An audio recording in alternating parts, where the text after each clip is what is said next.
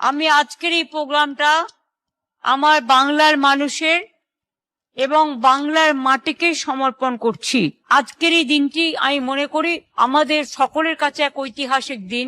বলতে পারেন দুর্গাপুজো তো ঘরে ঘরে হয়, পাড়ায় পাড়ায় হয়, ক্লাবে ক্লাবে হয়, তা সত্ত্বেও আর একটা দুর্গাঙ্গন করার প্রয়োজন কোথায়?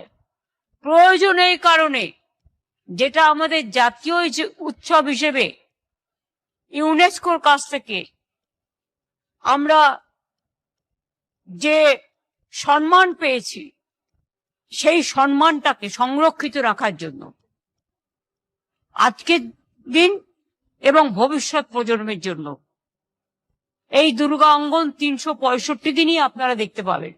সল্টলেকেরও কাছাকাছি, যোগাযোগ ব্যবস্থারও কাছাকাছি, মানুষের আসার পক্ষে সুবিধে হবে। এই দুর্গা অঙ্গন বিশ্বের বৃহত্তম দুর্গা অঙ্গন হিসেবে প্রতিষ্ঠিত হবে। দিনে 1 লক্ষ দর্শনার্থী আসতে পারবেন এখানে।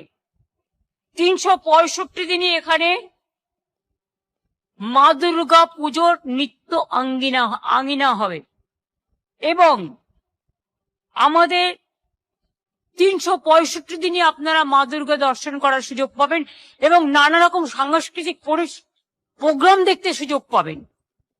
সংস্কৃতি জগতের অনেক কর্মসংস্থান হবে, অনেক দোকানঘাট তৈরি হবে।